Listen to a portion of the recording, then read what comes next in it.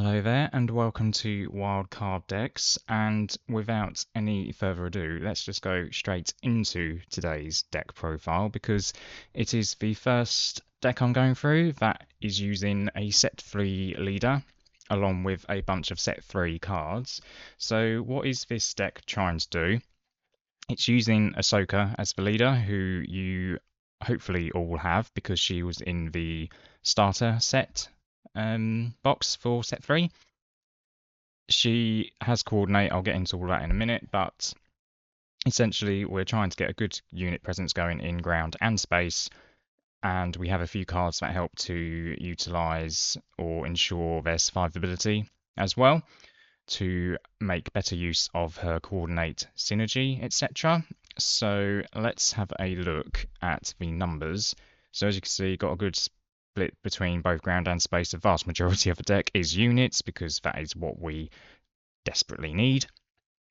Resource cost, got a hell of a lot of cheap stuff, so in a lot of turns you will be able to play more than one card.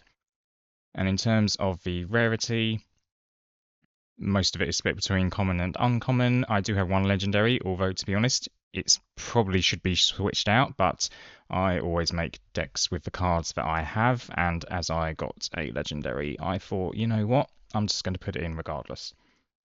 In terms of the so-called special cards, these are starter deck cards, and two of them are Anakin Skywalker from the set 3 starter deck, along with Ahsoka's lightsaber, and then there's Leia Organa, who is actually in the set 1 starter deck. Before I get on to Ahsoka as the leader, I am actually running a standard 30 HP yellow base, but I thought I would just highlight these two as well anyway, as alternative options. Jeddah City, who I feel like I'm the only player who ever actually bothers using this. It could fit in with the theme of trying to keep your own units alive because -4 power in the early game is likely going to strip your opponent's units of any attacking ability. So then you could attack into it without any fear of taking any damage back. And then there's Petranaki Arena, which is a set 3 rare base with 26 HP, which is probably going to set off some people's OCD, unfortunately. But anyway, it gives each leader you control +1 attack. So with Ahsoka, if you've got coordinate ready when she's deploying, she'll actually have 6 power, which is quite tasty, but in my opinion, I don't think the -4 HP is really worth the trade-off, so I just go with a 30 HP base. So Ahsoka herself, what does she do? So coordinate is a new mechanic brought in from set 3.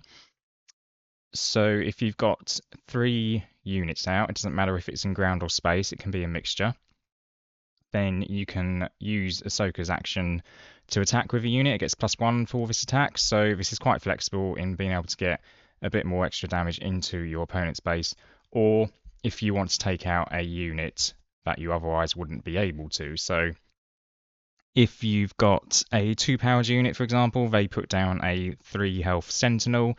If you've got 3 units out, then actually you can just get rid of that Sentinel using her ability.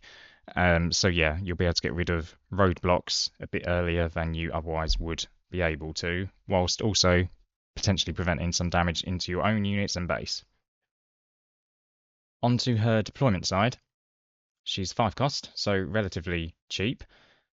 Her base stat is 3 for attack and 6 health, which is fine. But crucially, when she has coordinate, she gets +2 attack, and that's a flat stat. That is not a when attacking she gets +2. It is she's permanently a 5/6 when coordinate is online. So the other important thing to note with coordinate is that coordinate includes the unit with coordinate, if that makes sense. So if you've only got 2 units out and then deploy Ahsoka, coordinate will become active because she is the 3rd unit. So very useful that you don't need 3 units before having to deploy her. So with the way this deck is set up, you should be able to pretty reliably have her at her maximum power. Another new mechanic for set 3 is the introduction of token units. So there is a Battle Droid version as well, but we don't have any cards within this deck that will generate those. So we've got Clone Troopers. We have 1 or 2 cards that will give us a Clone Trooper token. These are essentially more vulnerable versions of a unit because if they are hit with any kind of removal effect, like a waylay, so waylay would usually return the unit to your hand, token cards can't go to any player's hand. So therefore, if you use waylay on a clone trooper, it will just get defeated. Similarly for capture, which doesn't come up very often, but if a token unit is captured, they are also defeated. They don't go through the whole capture mechanic. They can't be brought back. So yeah, 2/2 stats, pretty weak, obviously, but if you generate clone troopers, they count as a unit, which helps get coordinate active. So into the early game ground units, and we have quite a lot, which is part of the theme of the deck. So 1 cost is a new card, Soldier of 501st. Just while I remember, the most important trait in this deck is Republic, and we'll get onto that later as to why. So it has 3 health, which is quite nice for a 1 cost. And it's got raid 1, so when it's attacking, it hits for 2. So overall, quite a good unit, and because it costs 1, you might be able to play this and another card on turn 1, and you've got 2 units out already. Ketsu Onyo, so I have just the 2 of them, mainly because they have Saboteur. An early unit with Saboteur is always useful. The side bonus of if you hit the opponent's base, which with Saboteur you will always be able to, you can defeat a unit that costs 2 or less, so in the early game that's going to be fairly possible. It also means you can get rid of a shield on a space unit, because token upgrades have a cost of 0. It also means you can get rid of bounties that have been placed on your own unit, so overall useful card. Does only have 2 health, so quite vulnerable to a lot of different removal or damaging effects in the game, but yeah, overall just quite useful. L3, got 2 of her. So comes in shielded. You do have the option of rescuing a captured card. That's not going to come up very often, so most of the time you'll get a shield. So because of the shield, she will survive probably at least 2 attacks. It helps getting coordinate active because of her survivability. She does have a smuggle option, but in this deck, if you are incredibly unlucky and this is the only thing you can do, then sure, go for it. But most of the time, you are not going to be wanting to smuggle her in. You should have a good number of other cards that you can play instead. Sabine Wren, I've got 3 of her, another 2-cost unit. Her on attack is what I'm mainly interested in here, because if your opponent is putting roadblocks up or a sentinel that only has 1 health, which there are, is there 1 of now? There's a droid unit that has 1 health sentinel that costs 2.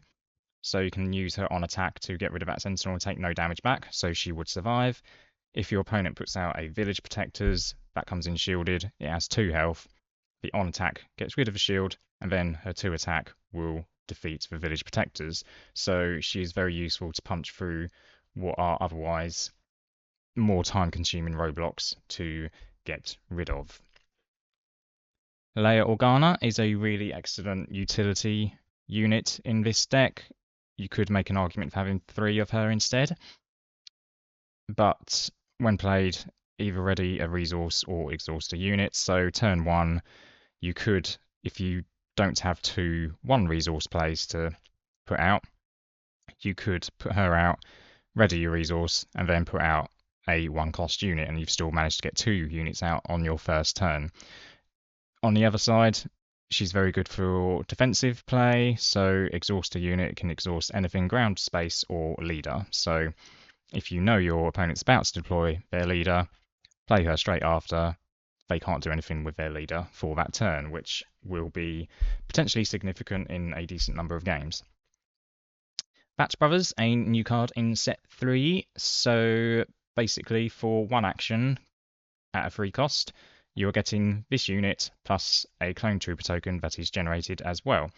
One thing I would be wary of is if you're playing against another red deck, then because Batch Brothers has 1 HP and the Clone Trooper token has 2 HP, they could just completely undo what you've just done by using a grenade strike, and it will take out both this and the Clone Trooper token. So something to be wary of, and perhaps something to consider in sequencing your plays, etc. Ahsoka Tano unit is the one legendary of this deck, and I say I got it, so I thought I'll just put it in for the heck of it. There's probably better options, such as maybe another L3 layer or Crafty Smuggler, but just for a bit of flavour, I decided to put her in.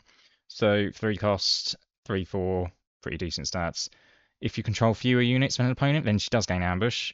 Not likely to happen, let's be honest, because we've got a lot of cheap plays.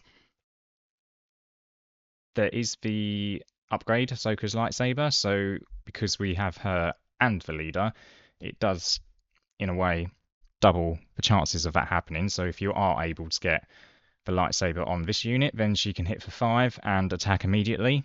So that is quite relevant, potentially. There is an action on here that costs 2, where return this unit and each upgrade on her to their owner's hands. And the way it's worded, I think your opponent can also activate this.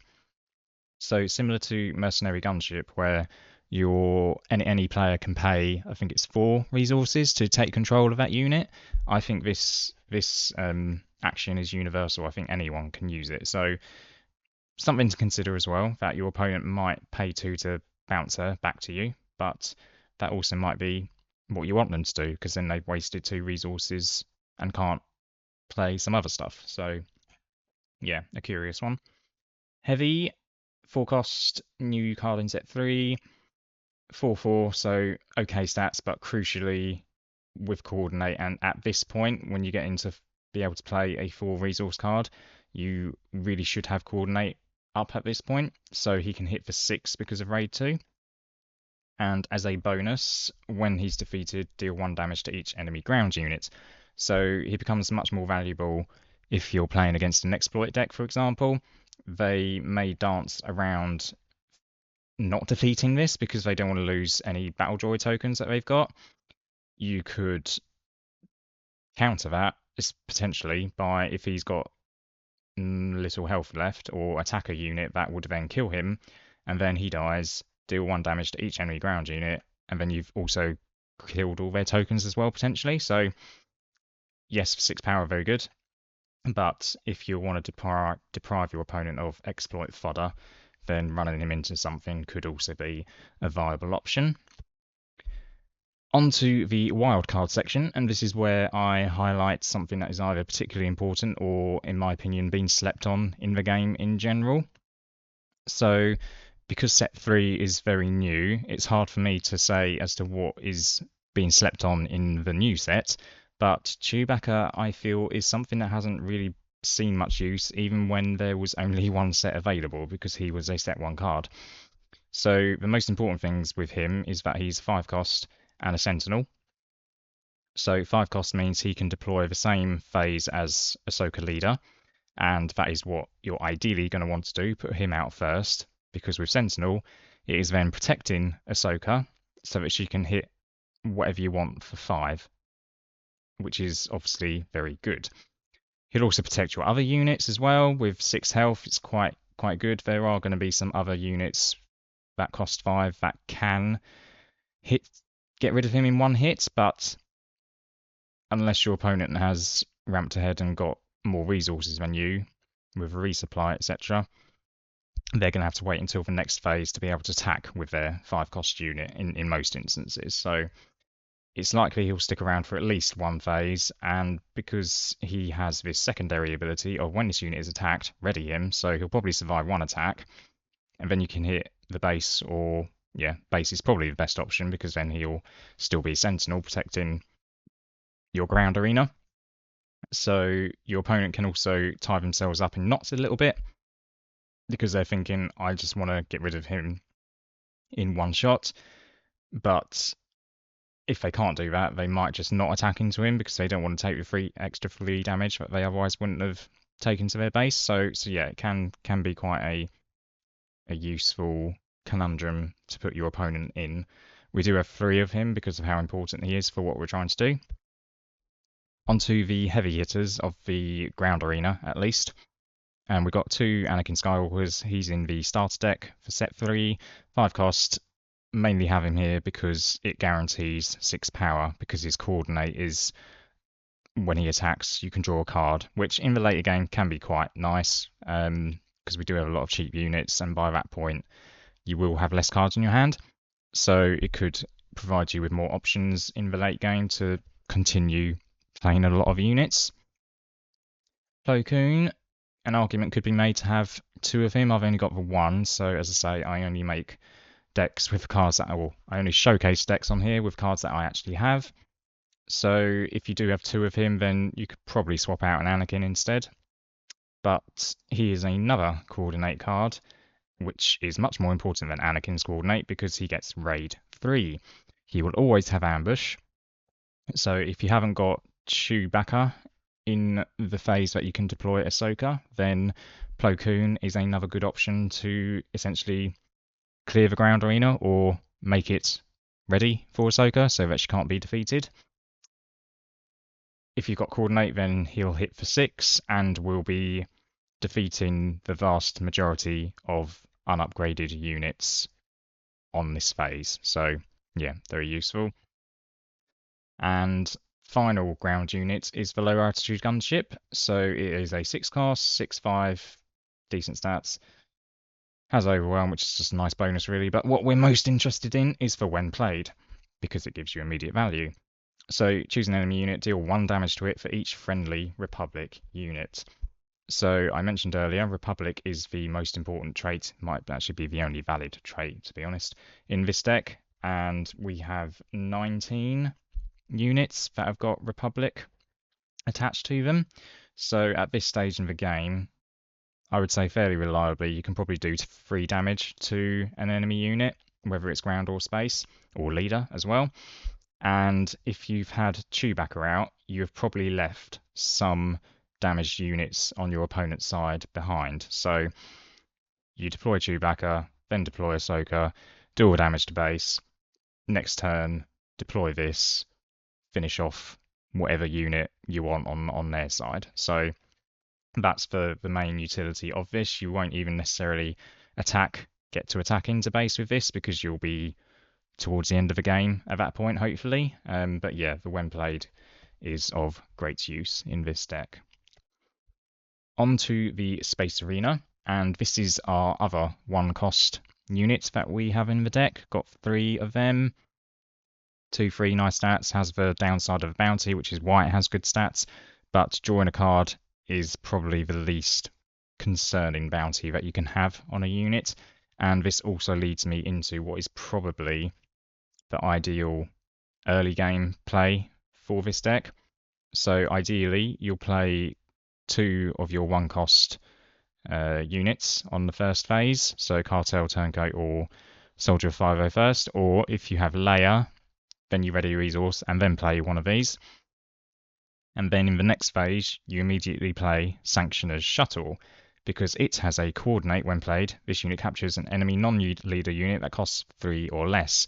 So at that stage of the game, unless they've done some kind of exploit shenanigans, because they have initiative, you are mostly guaranteed to be able to capture whatever they've deployed in the first or second phases. So extremely powerful with what we're trying to do, because you will have 3 units on a mixture of space and ground, and they will have potentially just for 1, and it might be an exhausted unit as well. So that is the kind of ideal early game start that you're looking for, and when you have 3 units as well, you can then attack into their base or unit, whatever you want, for an extra 1 because of Ahsoka's leader ability. Anakin's Interceptor, a set 3 card. It's only a 2 cost, and 2 attack, so it has the same stats as Cartel Turncoat, but it does become a viable late game play as well, because when your base has 15 damage, it gets an extra 2 attacks, so all of a sudden it's a 4/3, which is quite tasty for only a 2-cost unit. And that would apply for ground or space, really. Green Squadron A-Wing, red heroism, 3 of them. I don't see this changing much in terms of being a staple for a red heroism deck. Hits of 3, very useful.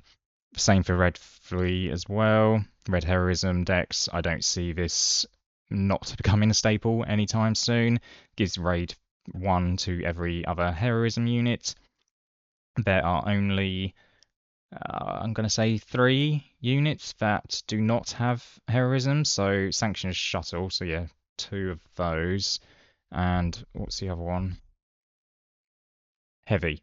Yeah, so Heavy and Sanctioner's Shuttle are the only 2 units in this deck, or 2 types of units in this deck, that will not benefit from getting extra power from Red 3. Sanctioner's Shuttle I've already gone over.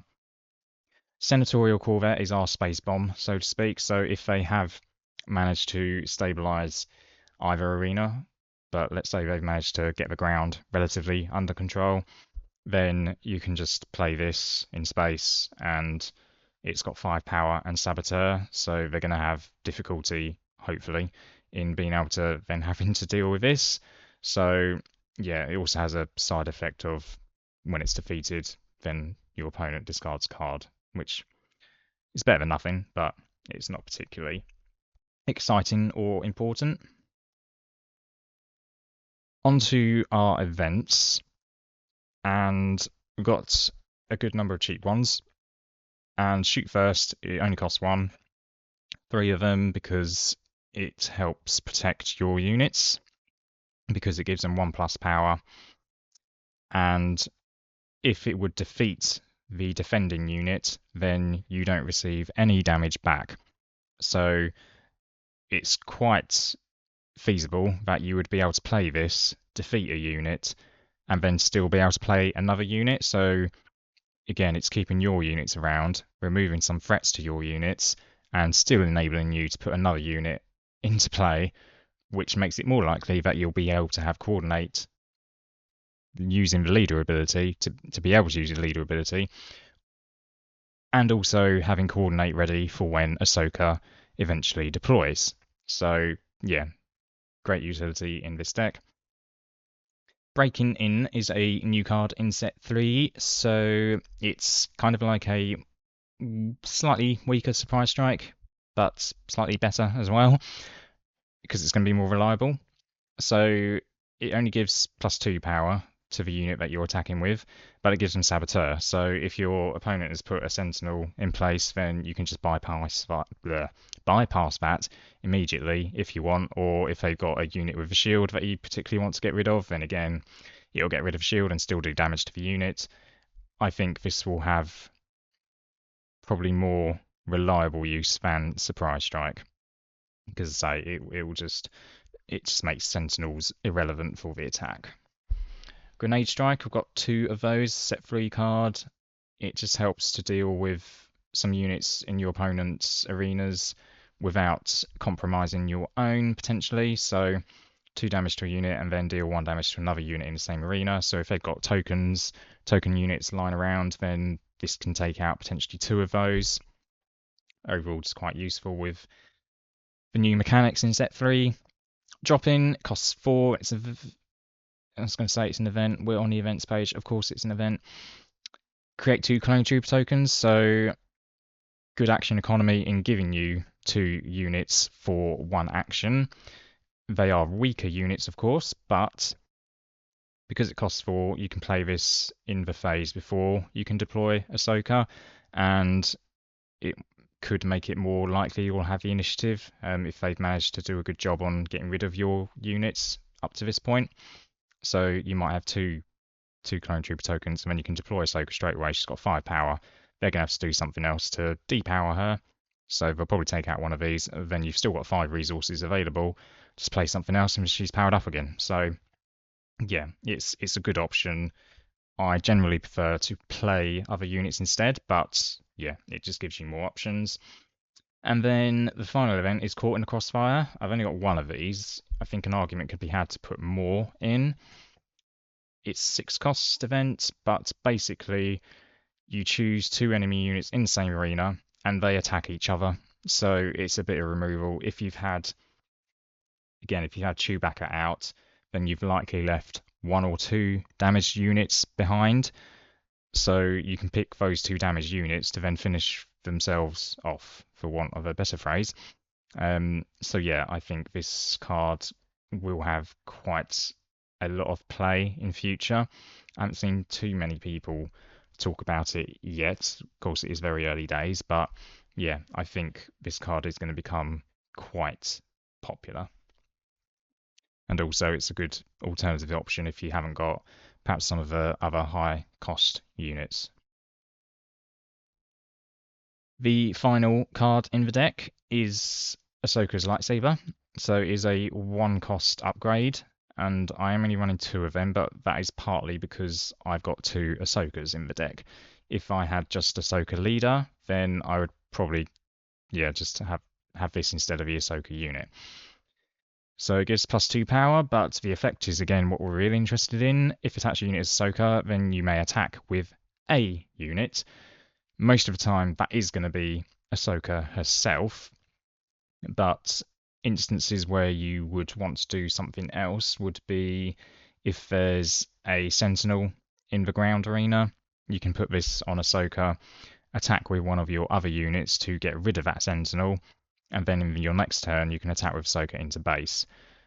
It gives you a bit more action economy rather than having to attach an upgrade, then attack in your next turn to get rid of the Sentinel with another unit, and then attack into base with Ahsoka herself. So that's what makes this upgrade particularly good, is the 1 less action required to do what you want. Onto the sideboard, and got an extra lightsaber in here, which I've just gone over. Creative thinking, I think, pun unintended, this is probably a good one to have or to sub in after you've played 1 game against your opponent because of the requirement. Well, I say requirement because of the effect being exhausting non-unique. If you don't know what you're playing against, then it's going to be hard to know if this is actually going to have much value. So after a game, you've seen they're deploying a lot of, I don't know, let's say they've got a trooper base deck. There's a lot of generic troopers. So then this card would become much more valuable. If they've got tons of unique units, then yeah, you're only going to be getting out of it a clone trooper token, which is not particularly good for a 2 cost play. Now, you'll notice the way it's worded, they are not conditional on each other, so you do not have to have exhausted a non-unique unit to create the clone trooper token. So yeah, they're not dependent on one another. On top of things, so a new set 3 upgrade. I do have 3 of them in total, but for the sideboard I just put 2 in on this occasion. But gives +2 power, but again, the effect is what we're interested in. When played, attached unit can't be attacked this phase. So, unless it has Sentinel. So if you put this on Chewie, all he's going to get is +2 power. He will still be able to be attacked. So I mainly see this as being something you would put on Ahsoka. Let's say you haven't got Plo Koon or Chewie who has cleared the ground arena for Ahsoka, and you've got 2 units in space, they might attack into Ahsoka, and then if they have another one that would be able to finish her off, put this on her. It's only a 2 cost, which is relatively cheap. She gets +2 power, but then she can't be attacked any further, so then she'll be able to hit into their base for 7, and if you have her lightsaber as well, then she can hit in for 9, so yeah, quite useful. Surprise Strike, I got this in here if you're just thinking you perhaps need the extra power rather than Saboteur. So I think Saboteur is going to be more useful than the 1 extra power in general. Got an extra heavy in here. This could be a good substitute instead of Ahsoka unit. But yeah, just being able to hit for 6. It probably depends how reliably you're able to get coordinate on in your games. So yeah. And then the final card, which I am biased on, I don't think I'd recommend you put it in here or in most decks, but it won me a match in pre-release, so that's why I have it in here, is Planetary Invasion. Now, it could actually be viable and usable in this deck because we are frequently going to have a good number of units out. So realistically in this deck, you will have to exploit 3 for this to be playable because you're probably not going to get to 7 or 8 resources because you're not going to need them. But it allows you to ready up to 3 units, so you will need at least 4 units out to get any benefit from this. But it could win you a match potentially or game because then you can ready up, a unit. It gets 1 extra power and gains overwhelm. So even if they've got a sentinel, they're very few HP left on their base, then the overwhelm could actually finish it off. But yeah, I've only got it there for almost sentimental reasons. So yeah, that's the deck. As I say, it's very much built on ensuring you've got a good unit presence in both arenas, which makes it difficult for your opponents to deal with. The unit presence is also slightly protected by the fact we've got shoot first. L3 has a shield, and so you could easily make a very good case to have 3 of her and even 3 crafty smugglers to help ensure that unit presence. But yeah, it is an aggressive deck. It is primarily about hitting their base, but also not being afraid to take a slight detour and deal with some threats as well, whilst ensuring that your own units stick around. So yeah, let me know what you think and what other leaders you'd be interested in seeing decks for. The only leaders I'm missing at the moment are Sarge, Wax Tambor, Nalasay, and Mace Windu. But yeah, if you want to see more like this, then do subscribe, and I'll see you in the next video.